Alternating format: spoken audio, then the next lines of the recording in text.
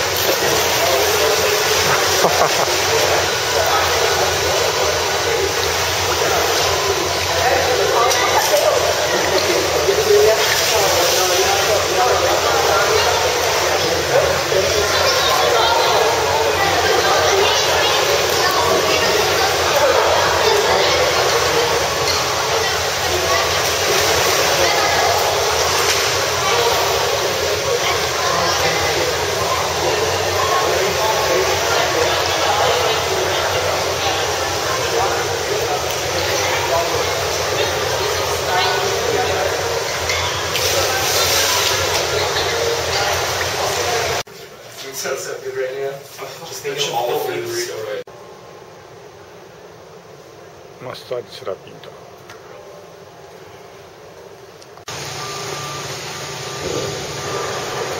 初めての雨がね。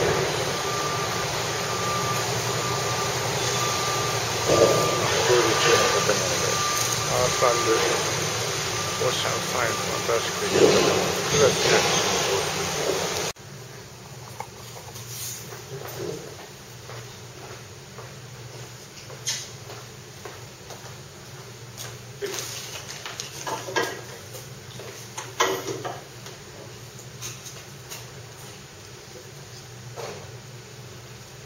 So I'll give a talk if Professor Williamson grounds, and I'm taking a video. So I'm appreciate your any comments. Okay.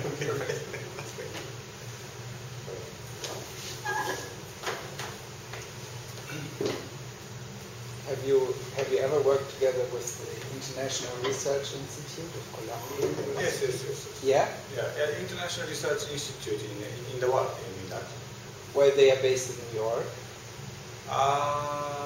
With the International Research Institute? Yeah. No, I've never collaborated with them. Because they do a lot of work on that. Is it? But they are more, their focus is more applications, or a kind of, it's like International Research Institute for Climate and Society. And they help countries in the third world with problems of climate change, for example. So they also issue predictions for I sometimes collaborate with CSUN. CSUN is a kind of a subsidiary of the Columbia University. Yeah. They are the very famous institute in New York. Yeah. So I collaborate with them. And also mainly I'm collaborating with the FAO, Food and Agricultural Organization, in Roma, Italy. they are targeting in the third country, third like African countries, mainly dealing with African countries.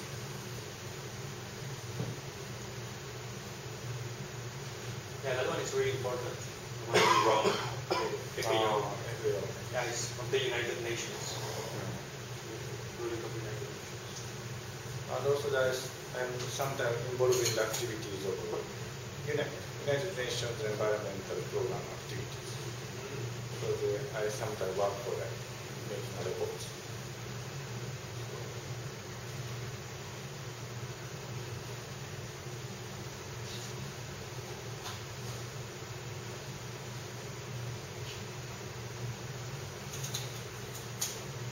So I saw William on the bus, so I should be here. No, it wasn't the other wood. Yeah. Yeah. Sorry, Pastor.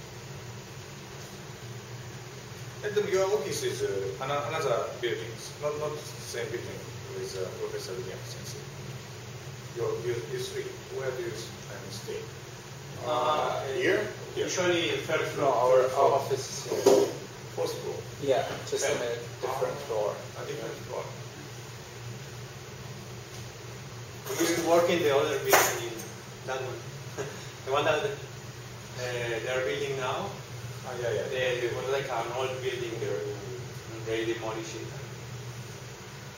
Building the new office. So will you be in your office in the afternoon? Or you went somewhere? Will you be in the office? Yeah. Yeah. In the afternoon maybe. I will stop by. Yeah. Ah, your thank you. office sometime. Yeah, sure. Yeah, sounds But before that, maybe I have to go to the accommodation office in the Marine Drive. And after that, when I return to the dormitory, I stop by. okay. Fourth floor in this way. Third floor. Third, four. Third. Third. Okay, thank you. Marine Drive is closed. It's 5-minute walk for the place that you. Marine Driveにthere is a kind of office for the housing. housing. So I will consult with them after this presentation. Are you planning to stay here next year? I'm thinking of many alternatives. The one is staying here. The other is staying in outside of UBC, and the other is staying near the airport. So I'm thinking of three alternatives because I joined the seminar yesterday organized by ASEAN Center, and I met the Japanese couples there. And I asked them where should I live. So they suggest me to live near the airport. Richmond areas. It's a Korean town and also the Japanese town. No, That's true. That's a big community. They told me that it must be nice to live. Yeah, I think there is a direct bus from Richmond to UBC, but I don't know how That long is- it takes. You Yeah. have to take the Sky train. It takes a little It's while. faster. It's faster than the bus. Yeah. Yeah, I have to With take the Sky Desiree train. probably last month, and it's more than 1 hour. Yeah, so it takes a while By bus, Richmond yeah. to come here. From Richmond is far. 1 hour. But now, 1 hour is. So it is quiet. So hopefully it's quiet. yeah. If not, we can move. I don't think that some other rooms we can move. It's very nice. Yeah, it's okay. Yeah. Yeah. So that's it, right? That's it there because I said I would. Okay. So start now. Sure. Yeah. Okay. Please help yourself. For Oh, yeah. you. Yeah.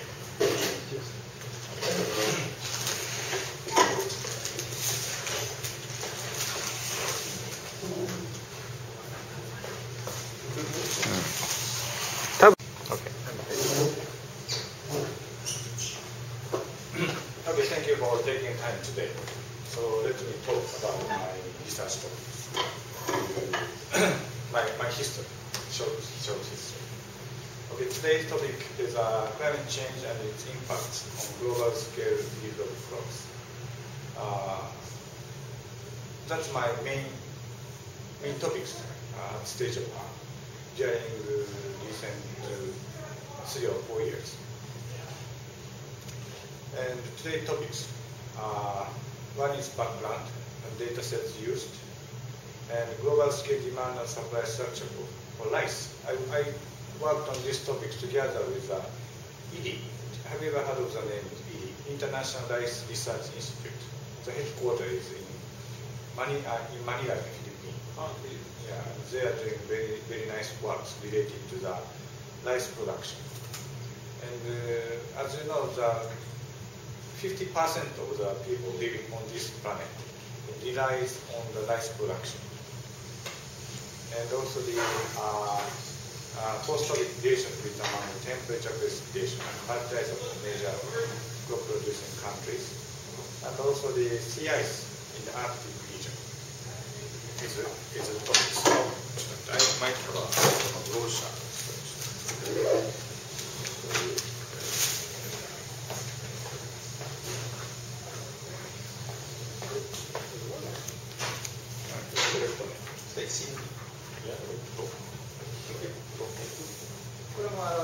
I give it to you. Do you need a pointer? Yeah.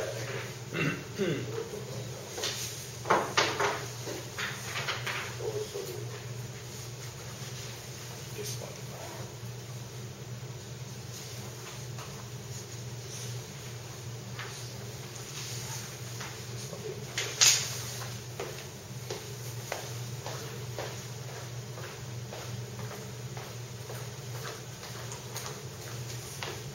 And also the sea ice in the Arctic region. Sea ice in the Arctic region is this picture. National Northern Hemisphere East Field Weekly Snow Covered Sea Ice Extent version 3 is provided by the National Sea Ice Center affiliated to the Colorado universities. And I'm also talking about this. So the first, I'm collaborating with many researchers in Japan and in the world. And Professor Ryosuke Shibata at the University of Tokyo, and I used to join the University of Tokyo, so that many students coming from especially mainly from China.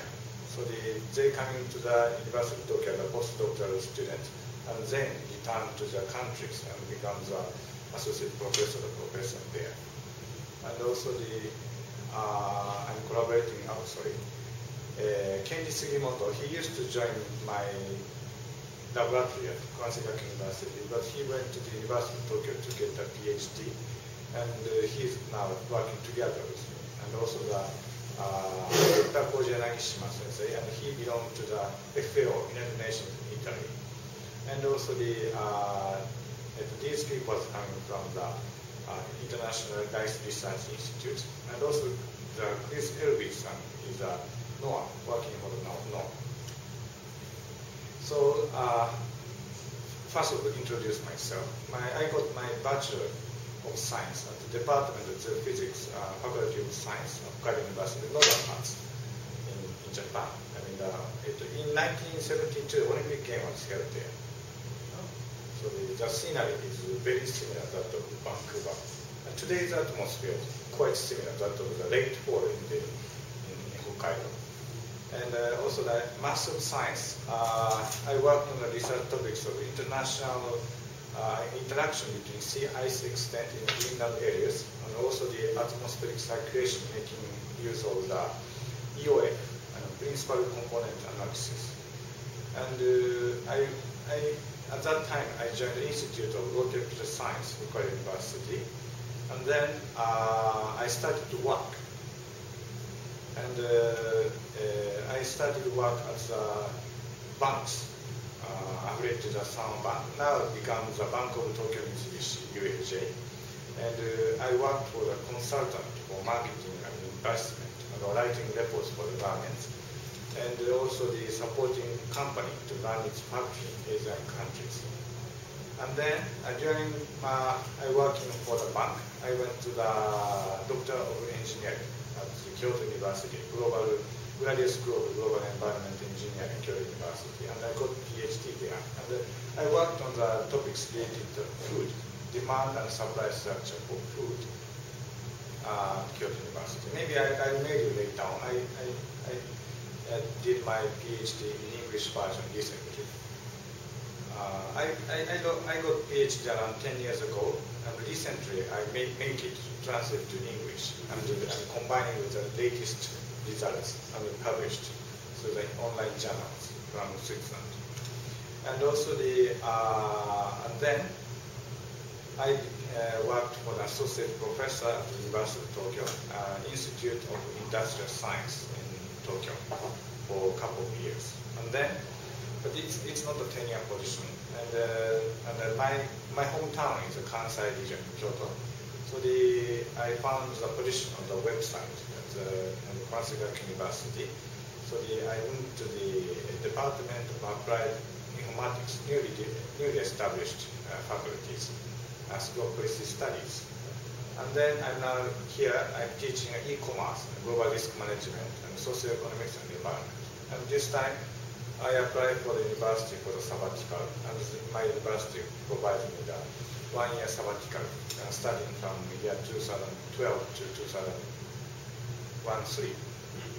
So I applying for the professors here in UBC, and I apply many professors, and we accept, so I'm very much, I appreciate for that. So the background, generally speaking, because I'm giving a talk about environmental issue at my university. So the general background, for example, urgent demand for rice clothes. This newspaper is published around 1995, and I got the copy of this paper during my stay in Beijing, China, which is China Daily. And also I sometimes go to Nepal. What do you think? What they're doing? Your imagination. Wearing the helmets and snow clothes. But in Nepal, these pictures take recently in Nepal.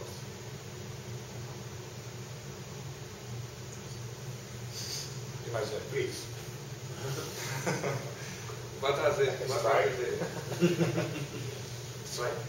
Yeah. No, it looks like, are they on their bicycles? They're like motorcycles. Yeah, they're riding on a motorcycle. Yeah, and they're waiting for fuels in Nepal. The serious shortage of fuel is going on recently in Nepal. So they're on the bicycles, motorcycles, and waiting for the fuel comes. Long queue. And also this picture I took in Malaysia. You can notice the letters palm oil. It's a palm oil. And before palm oil is a rainforest. They cut the rainforest and plant the palm oil trees. And the trolley is moving around in the Malaysia region. But after 30 years later,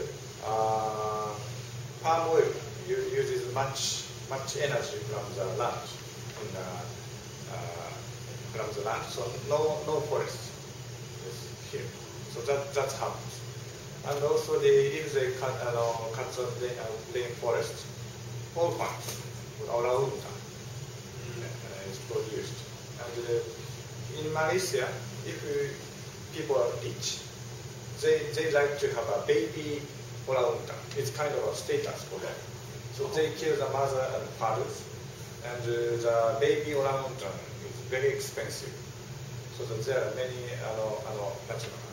orphans of orangutan producing in these regions. And also last year, I had a business trip, round trip tickets, using round trip tickets. I moved from Japan to Nepal, and Thailand, and India, and Switzerland, and to New York, and returned to Japan last year, at this time of last year. And I took a picture in Mumbai, in India. And you can notice the fish here, and you can see the cats here. And this scenery is unusual in Mumbai, because usually they don't have much rain. But at this time last year, they had a quite heavy rains in Mumbai. And also in Nepal, they have much rains. And in Italy, I gave a talk in Italy last year. In Italy, it's much more humid, much hotter. And in Switzerland, too, and in USA, terribly hot. So the weather events is something wrong during recent years. And also, this ratio of urban population in Asia. This is the income. And if the income exceeds more than $5,000 US, almost 80% people live in urban areas. This is very interesting figures. And have you ever heard of the SRES scenarios? This is an example of the SRES scenarios. Produced by the Columbia universities. And A1, A2, B1, B2. And nobody knows the future population, how many population will be in 50 years later on. Nobody knows, but they have kind of scenarios like this. So based on these scenarios, I'm trying to figure out the future projection of the food demand structure.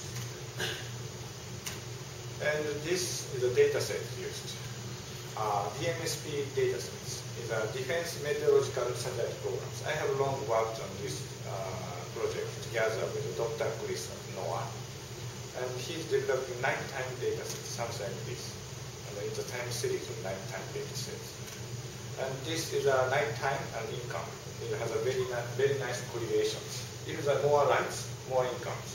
So this is a vertical line is thousands of US dollars of gross domestic product, and the vertical, horizontal line. Horizontal is a GDP, and vertical is a light volume. So very close relationships. And this is also the aggregate population data provided by the National Institute in USA. They provide 1 kilometer grids, and every year they are producing aggregate population data sets. So it's interesting. If you notice in Nepal, this is Nepal, many people live in Nepal, but no lights there in Nepal.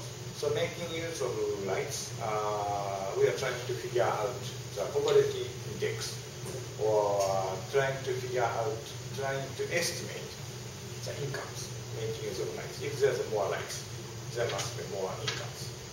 Because according to statistical data sets, they only have the kind of a global country average data sets. But we need to estimate the distribution of the incomes. So making use of the lights, we are trying to figure out the income distribution, especially in developing countries.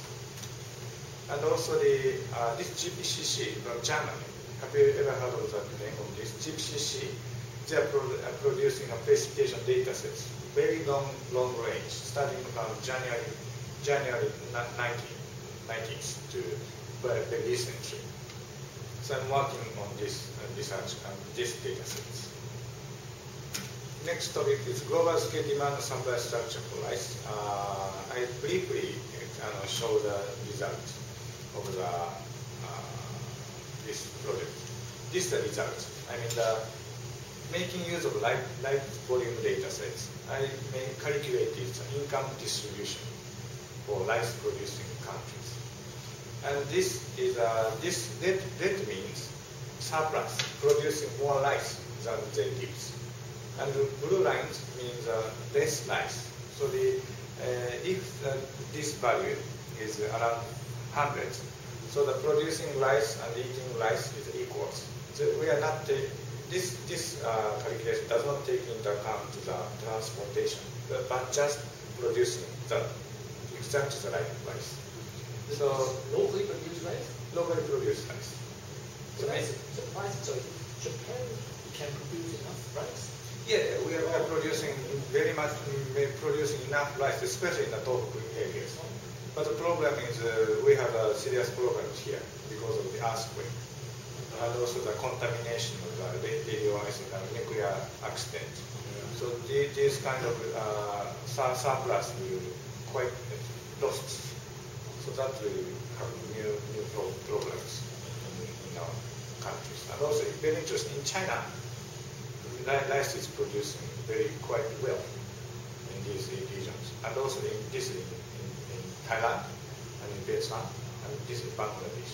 So they are producing more rice than they use. Because rice, we have the system of the multi-cropping. Rice, if the sun shines, and if much waters, we can produce as much rice as we want. So in Japan, we have the potential to produce 2 or 3 times a year to producing rices.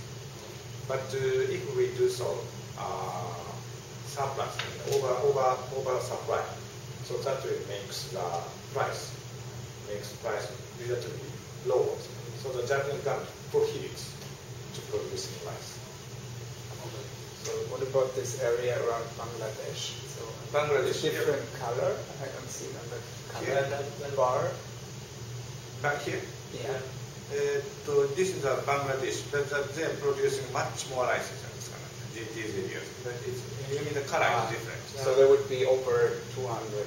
More than over 200 these areas, Bangladesh, because they eat many rice. And also in Philippines, they eating much more rice, and also this in Indonesia. Another white colored place, nobody eats rice. And this is one of the example in my research. Maybe I'll send you the email right down. You can download this paper from the website of NOAA. And this time, this is the main research topics what I want to do here in EOS. And gradation among temperature, precipitation, fertilizer for major crop producing countries. So this is a world major food production in 2009, extracting from the FAO database. The unit is tons, and US maize, the USA is the top producing countries, and soybean is the USA, and wheat is China, and rice is China too. So I'm developing 4 major crops: maize, soybean, rice, and wheat, and almost all over the countries, almost 186 countries. I'm working on building the data sets. And I have the data sets with my hard disk drive, so if you like, maybe I can provide you the data sets. But this time, I give a talk about the world major, USA, maize, USA, soybean, USA, and rice, China, and wheat, China. So I'm going to give a talk about this. So these kind of, these are the small letters, but you can give maybe this is same. So anyway, so I'll show you how can I make a database. But monthly temperature and precipitation, and vegetation mosaic and crop plant. We extracted the crop plant from the vegetation mosaic, and multiplying monthly temperature and precipitation with crop plant. So monthly temperature and precipitation on cropland paddy field is generated. And also the crop calendar data sets, and with country border, make it possible for us to have a country averaged cropping calendar. I mean, days of year when those plants is planted and cultivated. So current country-based monthly temperature and precipitation on cropland and paddy field, and also country-based yield and fertilizer make it possible for us to generate a database by country. So these are data sets of CRE. Have you ever had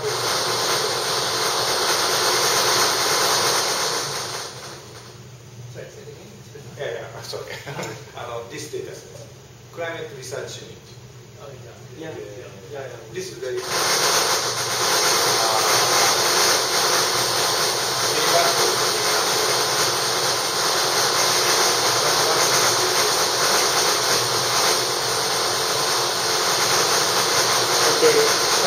Wait a little bit.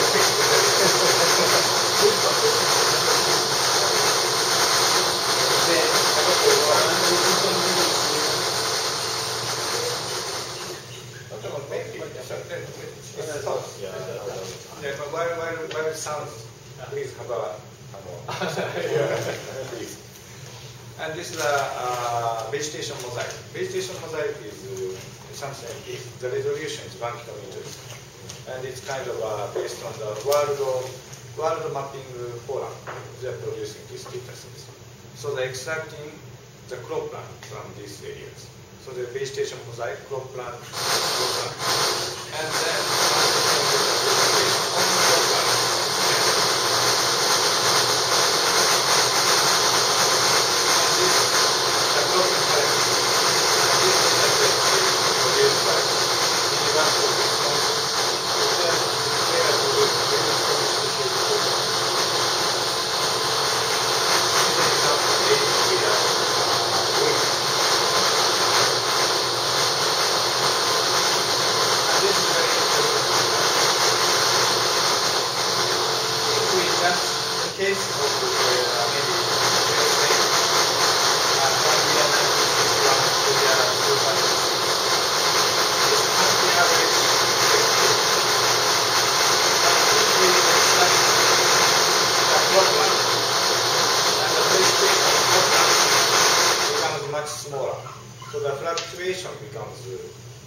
much compressed. So very interesting results. So the making use of this, we generate the data set. It's kind of major crop yield from year 1961 to year 2009. Maize yield, rice yield, soybean yield, and wheat yield. And also this is a fertilizer data sets from FAO. This is a fertilizer per hectare because it depends on the site. So we generated, divided the total fertilizer by crop area land. So that will make it produce the kind of fertilizer per area, or per crop areas. But is that only artificial fertilizer or organic? Everything. Because FAO provides all together fertilizer. But if we need to focus on specified crops, maybe you are right. We have to think it's a natural fertilizer or artificial fertilizer. We have to do that. But all together fertilizers, they are producing for that. And also this monthly average temperature here. From temperature 1 means temperature in January.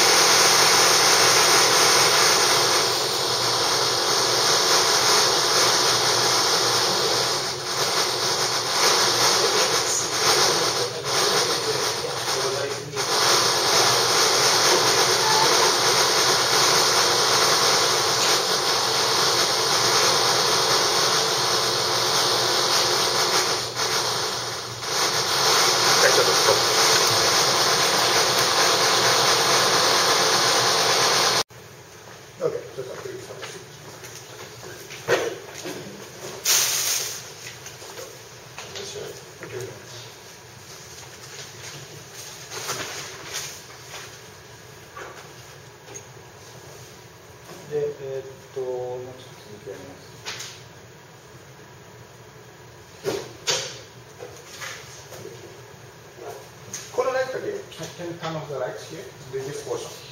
This door. All lights off. If it happens, it doesn't matter. Then only this portion. Yeah. It's okay. No. This turn off this. Yeah. Great. Thank you.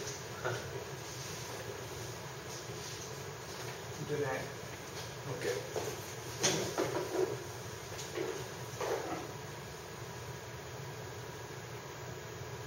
Okay, ここですね。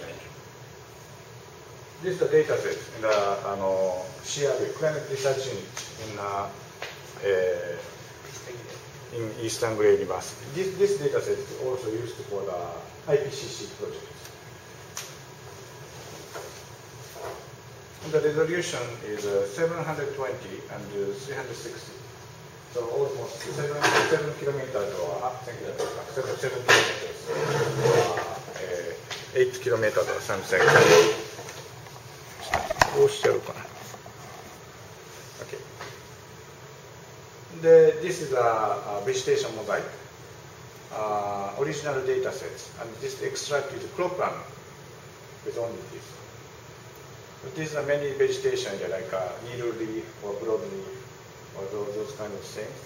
But if we extract the cropland with paddy fields and other cropland mosaic, this area is with a colored place is the cropland areas. Is it possible to recognize cropland just with satellite data? No. This data sets is made not only using satellite data sets, but also using the ground survey data sets. So it's impossible. Probably not. Because satellite data, we can. For example, do you know something about satellite image data? A little bit. Have you ever heard of the MODIS? Yes. Yeah. MODIS, they reflect the water. Water reflects. But if there's a water, they recognize. If there is a water, like a paddy field, they feel the water during the growing season. So making use of the MODIS data sets during the growing season, they will know this is a paddy field. But if it's a cultivating season, no water there. So the MODIS data set cannot be used for that. So the combining MODIS data sets or NDVI data sets and also the field survey data sets is required to make a kind of vegetation mosaic data set. And this is a crop calendar data sets from Wisconsin University. If you access to this website, they are producing more than 100 crop categories they are producing for us. Very interesting website. And this is a temperature average country average temperature precipitation, and this is a precipitation on cropland. So the fluctuation becomes much smaller. So this is the key points of my research. And this is the generated database. In case this is an example of China, and this is the temperature from January to December, and precipitation January to December in each year. So making use of this cropping calendar, we calculate the sun from the planting to the cultivation. Some of the accumulated temperature and accumulated precipitation will be generated making use of cropping calendar information. So I have these data sets, generated these data sets, more than 186 countries in my hard disk. So I provided these data sets. So making use of these data sets, multiple correlation analysis, I figure out the relationships. This one, case A is a kind of yield, major crop yield, and accumulated temperature and precipitation. And case B is a temperature and precipitation, and also fertilizers. Puts fertilizers. But the problems of fertilizer, according to the FAO website, fertilizer data sets can be obtained from year 1961 to 2002. So latest data set of fertilizer is 2002. That's a problem. But using fertilizer data raised the value of this one. This is a problem using the fertilizer data sets. And as for the temperature and precipitation data sets, maybe sometime this week or next week, I'm talking with Dr. Alex, who will introduce me. Future projection of temperature and precipitation is going on. At many research institutes related to geophysical research using general circulation models. Daily and monthly higher resolution. They are producing a future projection of temperature and precipitation data. So what I'm going to do is collecting this future projection of the temperature and precipitation data.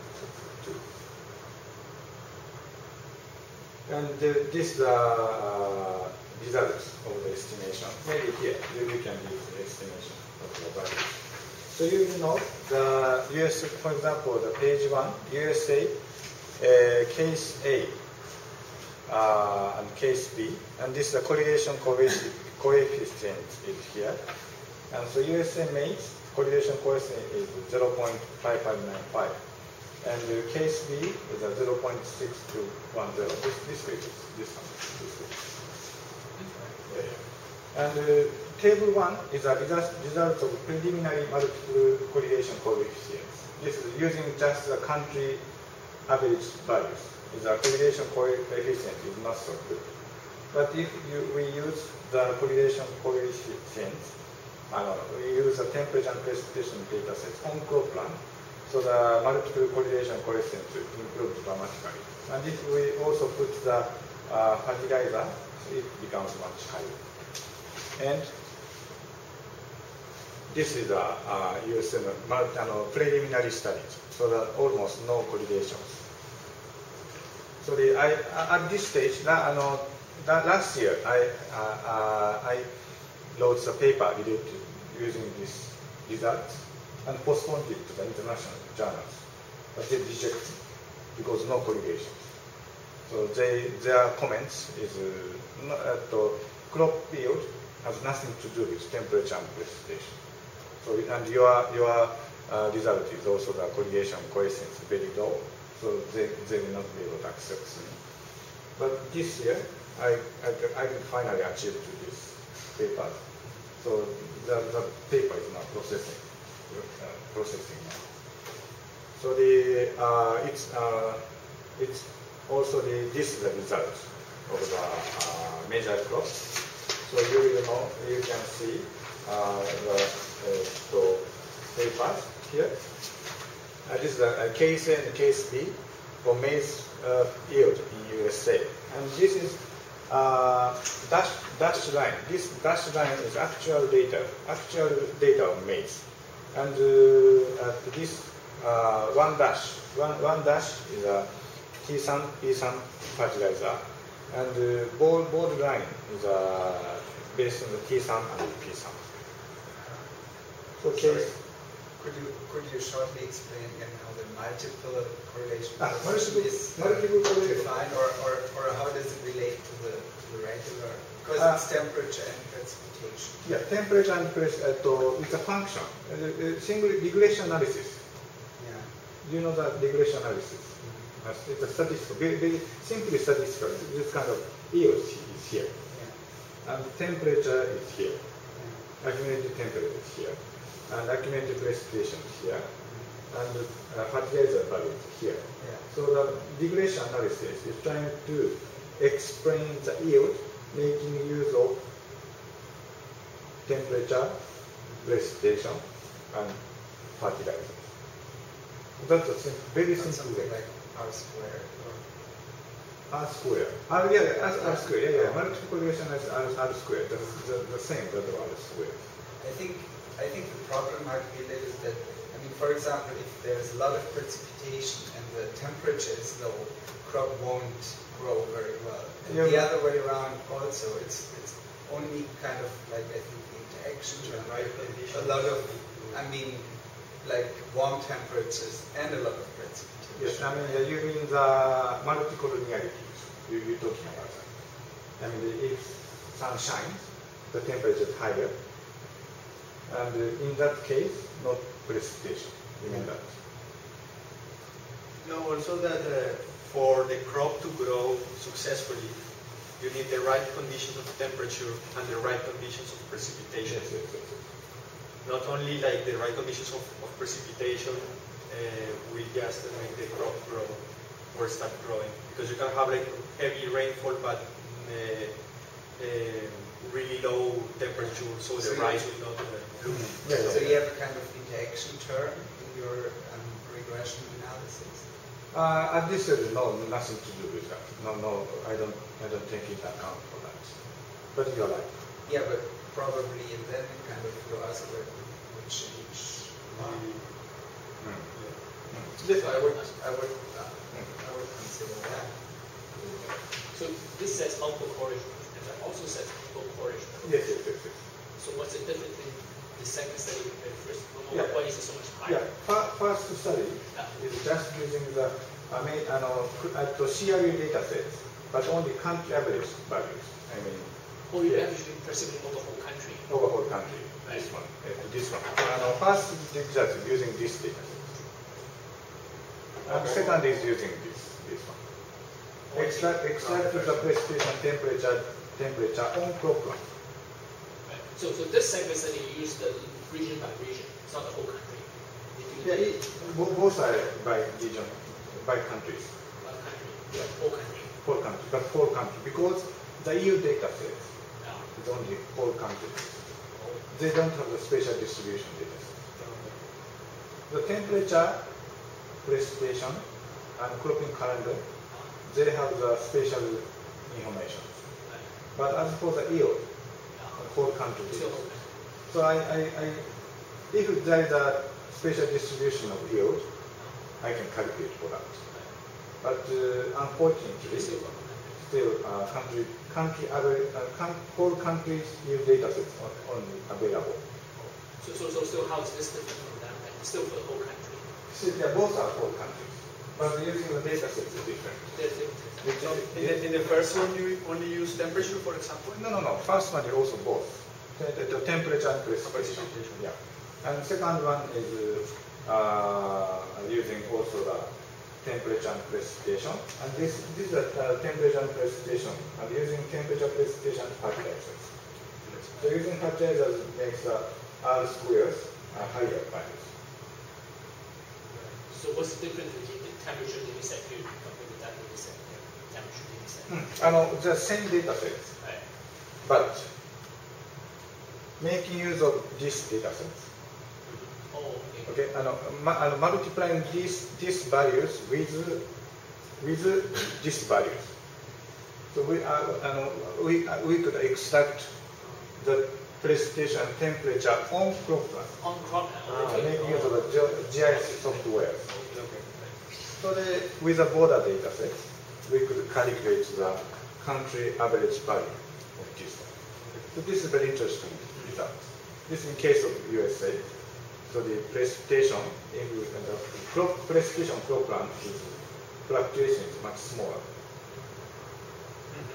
And value is much smaller. Very interesting. So that will makes the R square values higher values. So thank you for your comments. And so this is the result of the comparing the actual value and calculated value. And the calculated value, we have two cases. One case is using temperature and precipitation, and the other case is using temperature, precipitation, and fertilizers.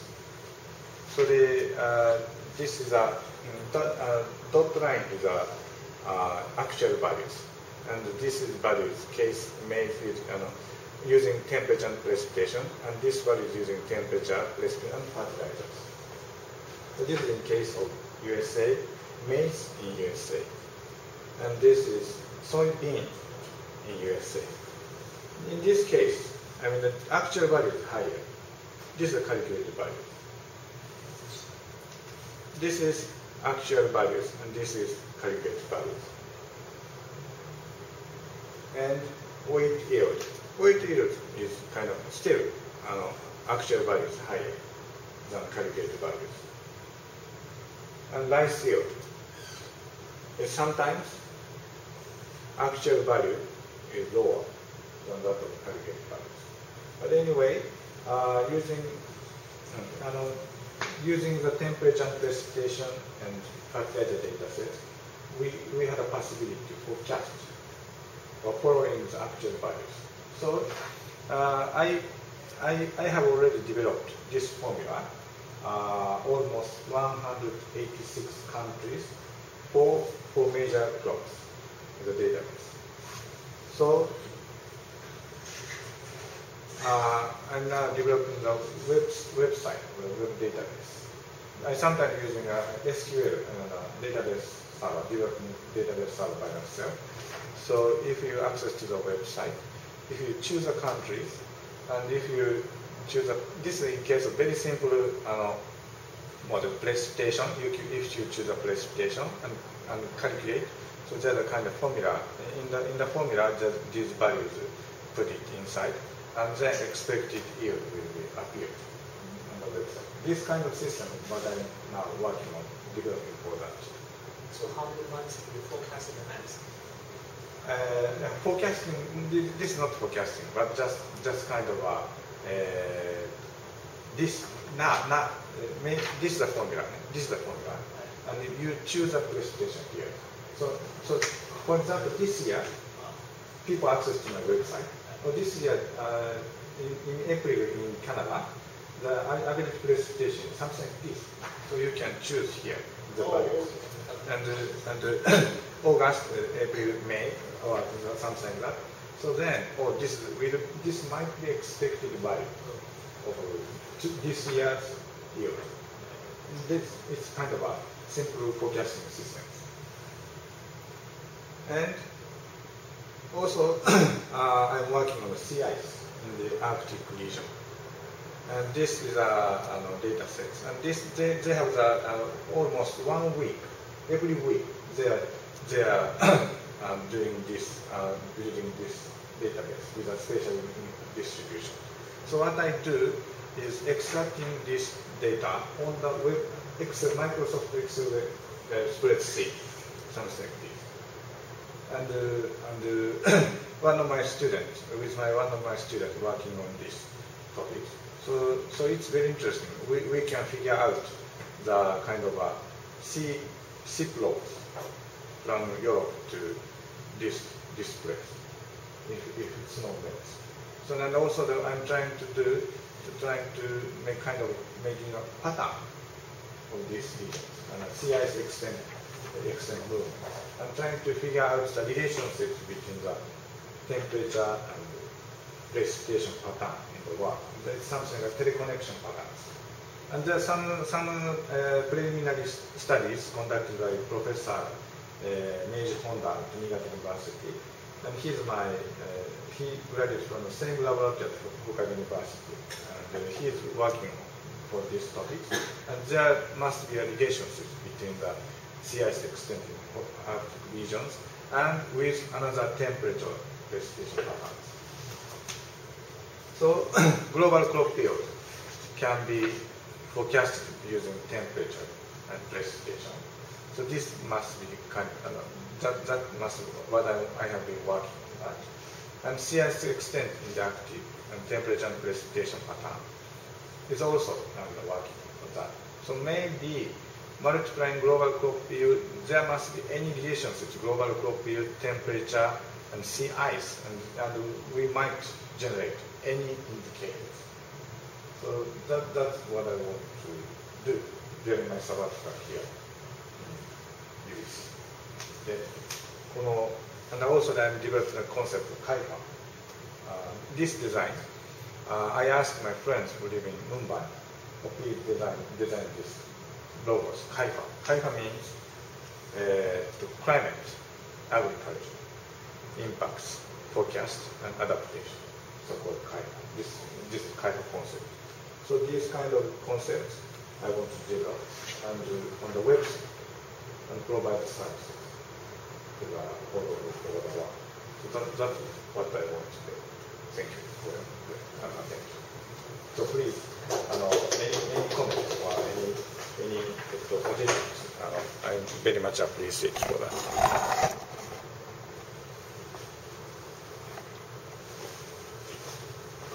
So what programming language do you use to get all the precipitate temperature data over crop, and the language you use to calculate them? Calculate just simple way. Maybe just using the Microsoft Excel, the spreadsheet. And spreadsheet has a function of admin function, using the regression analysis or principal component analysis. Or sometimes I'm using a SAS. My university has a license for SAS. So making use of SAS software, we can calculate, conduct the regression analysis. So when you come, you need SAS then? Because we don't have any SAS. Yeah, when I come, I have everything inside. Oh, you have your computer. Also, the SAS is also installed in this computer. So But you have enough computing power on your PC, or you need? no, I have a PC with me. Don't worry about it. You'll be fine. I'm fine. Oh, because our system is mainly Linux. Yeah. Linux, yeah. Yeah. And for calculation, I use MATLAB. And these days, some users use R. They use like R. Ah, Yeah. ah, what Yeah. It's a free software. free software. Free software for calculating something. Yeah, Statistical. Statistical. Mainly statistical. So it's the same thing as the size, but just free, basically. So ours is actually basically the size. Yeah, well, in Statistical field, they consider like almost the same Equivalent thing. to S. But, S. yeah, but size is more friendly for normal users than As a graphical yes, interface. But basically, they were doing almost the same thing. So SAS and S are close. Yeah. And then R sort of falls under S. Oh, yeah, because size is a statistical software for developed to analysis, and they are supposed to do the same thing as this size. I think there's mainly SAS, SPSS, and S. Yeah. And R is like the non-conversion version of S. And well, you don't have like that friendly interface. That's the worst point of R. Then also I did through your article. This one, very interesting. So I have until now I have not working on the statistical analysis very precisely. So maybe according to this paper, so the statistical analysis is very interesting here. So maybe I ask for advice for the analyzing those data sets I generated. So maybe new facts might be generated. Just using very simply using regression analysis. So maybe new facts. It's possible you crop you can get some of longer lead time forecasting. You use SST instead of potential precipitation. It's usually oceans or the SAS things goes and then goes to the atmosphere. So how far? In the SST data sets, how long are the period? Is it decent? Long history? Okay, lots of the since the 1950s. 1950s. Yeah. The monthly data sets. Monthly, One weekly. down. We have the reanalysis data around the world in the inside. But the grid is really like 350 kilometers square. One grid is 300 square kilometers. Two grids, SST data sets. And also in Canada, in the northern part of Canada, is faced to the この辺で this Arctic regions. So maybe it must be interesting working on these topics. Michael Healy sensei, he used to organize a workshop at my university 3 years ago, according to the sea ice in the Arctic regions. So Canada and Russia and Japan should collaborate together. Because this is Hokkaido here, around here. This is Sea of Okhotsk. Every year I join the CIS International Conference, Sea of Okhotsk here. And the CIS is coming down from the Arctic region. And the Okhotsk high pressure system plays very important role for the atmospheric conditions in these areas. And also principal EOF is working on this institute. So I have temperature and precipitation data set with spatial distribution. So we can apply for the principal component analysis on temperature and precipitation, and also the sea ice Yeah. Also the ice cover, snow cover dataset also included. Yeah. So this is the snow cover. So they're very interesting. So I can show you the images. こっちかな。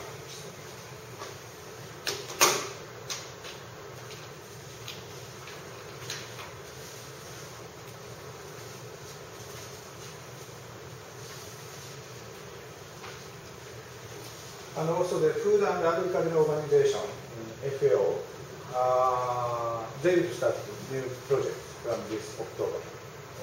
And my friend who works for the Ministry of Agriculture, he will be in charge of handling that project. And he is expected to move from Japan to FAO this April. But because of the earthquake, it's postponed. But he learned that he will be moved to FAO very near future. So maybe we can kind of start a collaborative work together with FAO and UBC with another project, another facility. But it depends because of the budget programs.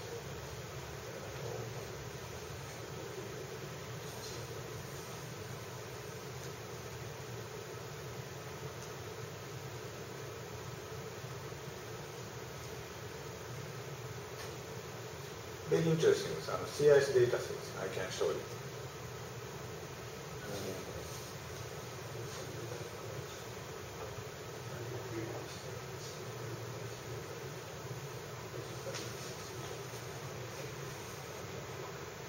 And I also I'm running several servers in my office in Japan, 3 or 4 servers. So if I can, if I come here, I can tele log in to my office in Japan.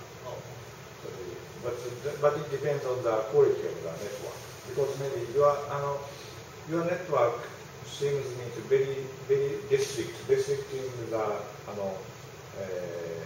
kind of internet connection.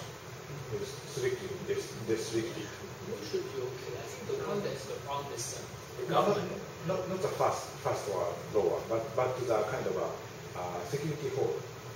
We have a very strict security hole. Oh, you have one. You have one. Firewall is very strict. Yeah, and it's the government that's the problem. Access, I mean, the government is very rare. The port number, maybe strictly restricted. Some software cannot access to my office. I tried. Oh, you tried here? Yeah, I tried. All from Gauge Towers? From Gauge Tower. Oh, Gauge Tower.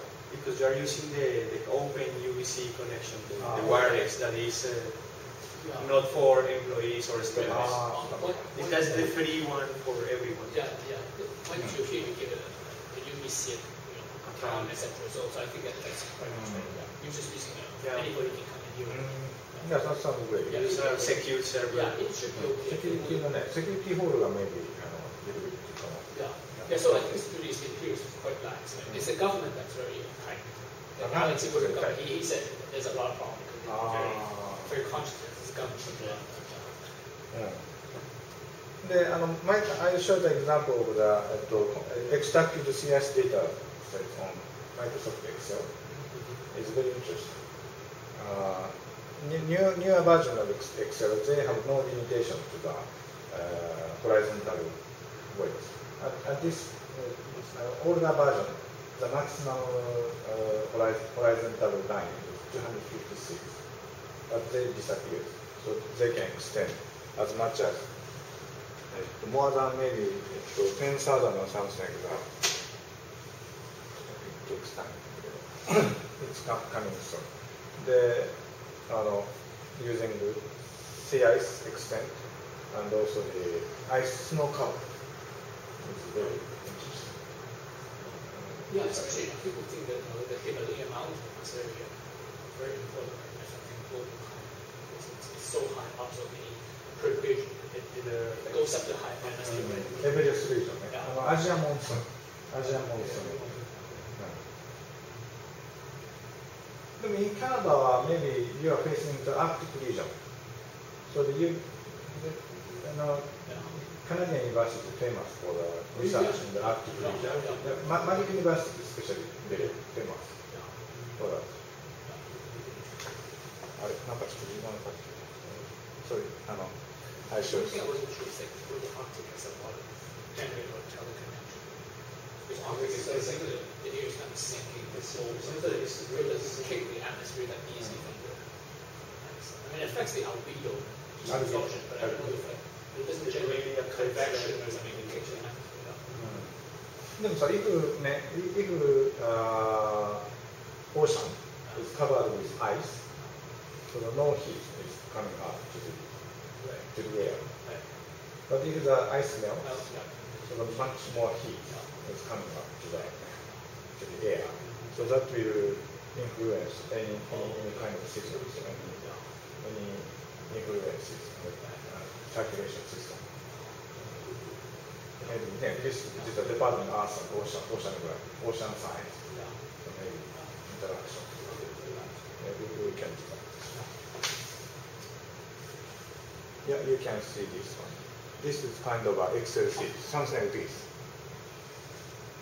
Each grid, there's a number here.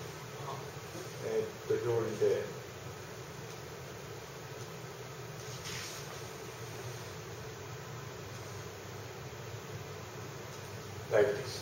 This is Excel. So this is Excel. So we can set, or this is a SIP load for the in the region. This must be a SIP load here or something like this. So the data set, I can show the data sets browse version 3.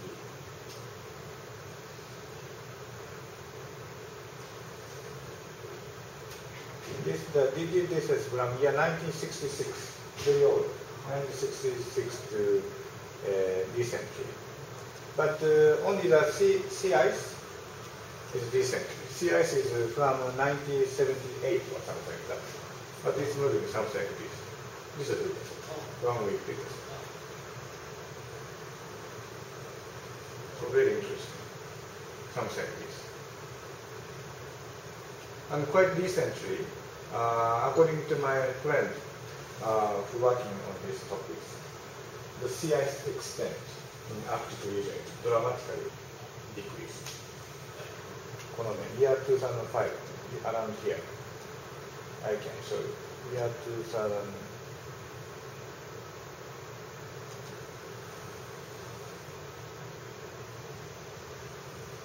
Yeah, this area. Almost open sea here in summer. So that will cause any influences on the temperature and precipitation system in the world. And this data sets, weekly data sets. And CRU data sets, the monthly data sets. So maybe combining these data sets, we will be able to find anything using the Williams-Sensor methodology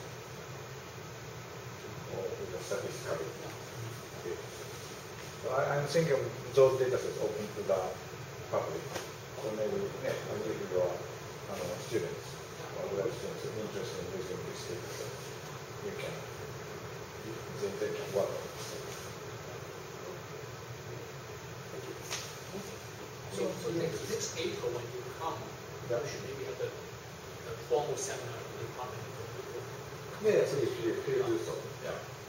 And before that, maybe I might come in February or in January with my family in advance to fix the question. Just short times. Figures. Because I have nothing to where to be. So my wife wants to decide.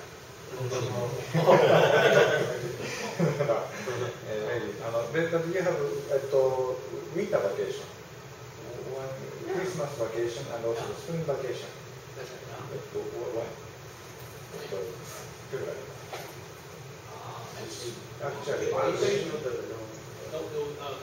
is not winter, not Christmas. okay. So after January. Spring break? February. the UBC has a break February 20th to 24th at university, but the school elementary and I think secondary is in March. March 12 March 12th. to 23rd. So those 2 weeks. Those March.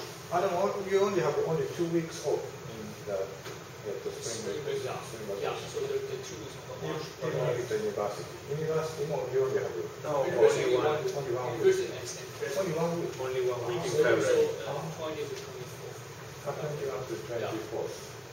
Very, very short period. Very short. In February. In February. So other dates, the school is open. Yeah. Yeah. But summer is pretty long. Like summer, May summer is 1st to end of month. So 4 months. Yeah. このね、I think this because it's very interesting. この they have the snow cover data sets. Snow cover data Right. sets As well. as well. Snow cover data sets, maybe temperature and precipitation and crop yield. And maybe I talk with Dr. Alex sometime I stay here. Yeah. Trying to figure out the future projection of the wheat production in Canada. What production? Future production, wheat. I asked him whether British Columbia provides us the data sets. Because temperature and precipitation data set, we have a spatial distribution. So if only we could get spatial distribution. There should be public data. Maybe, I think I can work on that. だと思うんですよ。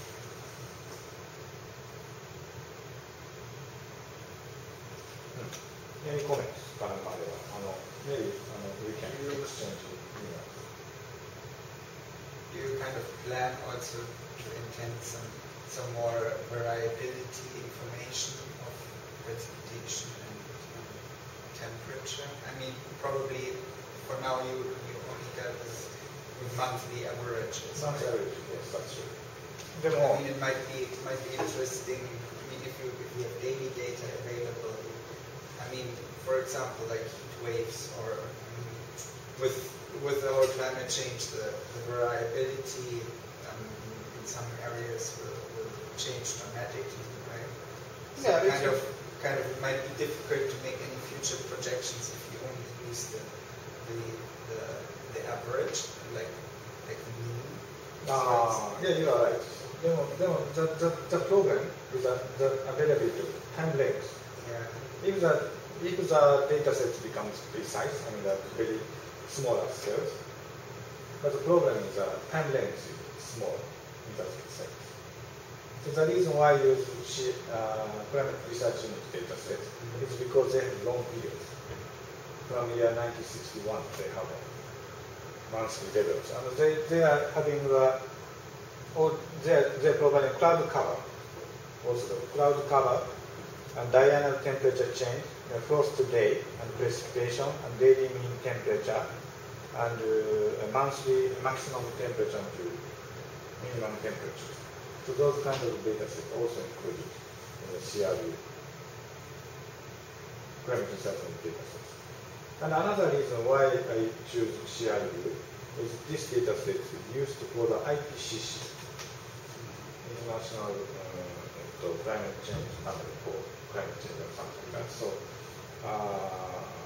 many researchers in the world using this data set.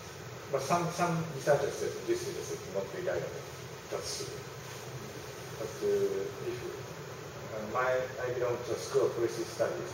So what I want to do is applying the scientific results to the political matters. So that's another my purpose.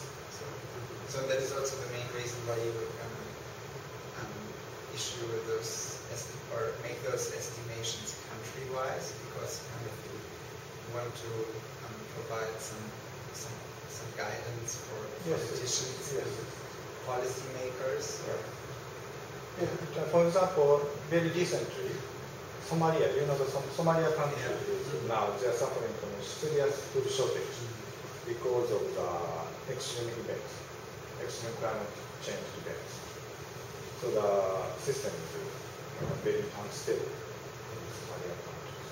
And the only thing might be, I mean, the the sizes of countries are very different. So, and for example, Canada, I mean, in this case, if you average over a very large country, I think the uncertainty is very high then, because you don't know where the precipitation will be, right? You have like the average, or you don't deal with the spatial distribution. So if the country is small, probably like the accuracy of the estimation is much better. Right? You are right. But those things are mainly depending on the availability of data sets. Yeah. So there are no places if you provide me any other information related to climate conditions or other related data sets and very much places. So maybe I can work on another things. Another my dream is nowadays more and more people using the iPhone or smartphone. And smartphone has equipment like GPS. But nowadays they are going to equip the temperature humidity meters in smartphones. But in Japan, NTT Docomo, there are some special mobile phone with a humidity. So you have your own weather station. Yeah, the weather station. And we also have a kind of we have a very interesting company, Weather News, in Japan. The Weather News is established by the graduate from the Hokkaido University, and he's doing business using meteorological information data sets. And what he did is collecting data sets by the Twitters, something like Twitters. I mean, the volunteers, they put the information, this point is now very hot, or this point is very cold, or now. So collecting those data sets all together and show them on the website. So they will know the more precise climate conditions based on the collecting data sets. So what I'm going to do is providing these formulas on the website. But people are also put the information in this area, the crop here, something like this. This year is relatively hot compared to last year. Those kind of information gathering together. And that will make the forecasting more precise. It's another concept, like it's a field of information technology, or ontology concept, or semantic concept. So that is another my dream, another way of thinking.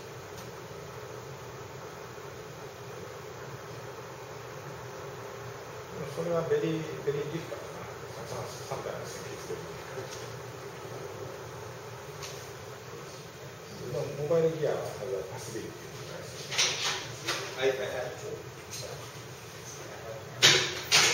And the other thing with all those crop yields, I think also like the soil type in a way plays an important role. So there are different soil types, and you can plant like crop on different. However, like the yields will be, they will vary. You don't have that in your analysis.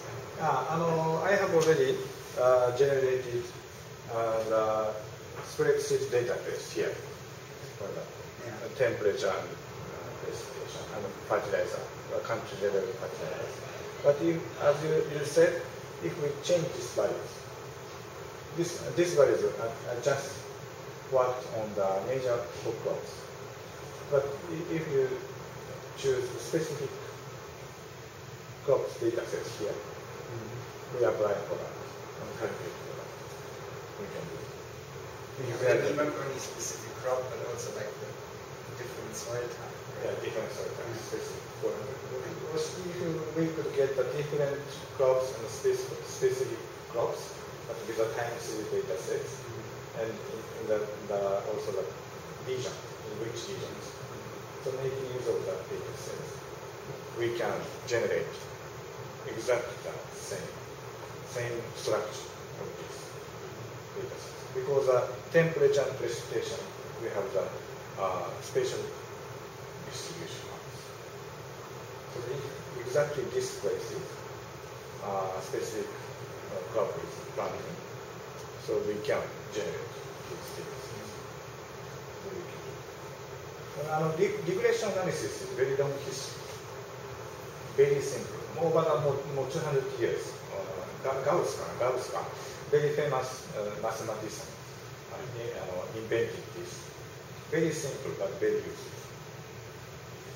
So the concept is very simple. The problem is how can we generate data sets? How can we get data sets?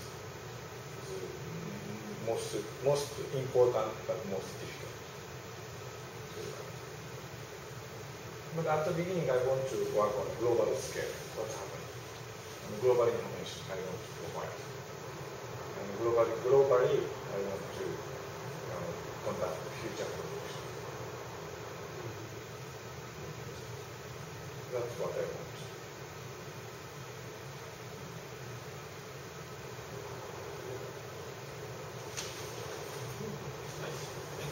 No, thank you. Thank you very much for taking time. Okay. This is check order でしょ? My name is here. Your name, your address. Address means this address. Here. Yeah, this address. Okay. And then who you pay to. Okay. How much. And then you also write how much again in numbers. This is in numbers. For how much? $100 means what's that? So if I write 1,000, it means $10, is it? Yeah. So I write this one example. Yes, example. Name. Yes. Address. Yeah. You pay to ABC company. For example, ABC company. Yes. But today, in August 22, but you can write to have them cash a check on 30th. Why? Because right now, no money in the account. On 30th, you have money in the account. So you put, for example, because right now there's okay. only $50. Okay. But let's say you want to write 1,000 to ABC company. Now no money, but 30th you have money. Okay. So that's what you do. でここは何? What's that? Yeah. Okay. ここは何? ここは And then this is 1,000. What's この$100? What's this? For example, if you do 96 cents, 1,096 cents, on top of 100, you put 96 cents. Because this means $100. Yeah. Okay. But this if nothing, 100 and this one. Okay, yeah. okay. But if nothing, if it's 00, you go here. Like that, 1,000. Okay, yeah. And then here, you sign. My sign is not registered. No registered. Yeah, the paper you signed earlier. Is it? Yeah, you want me to show you?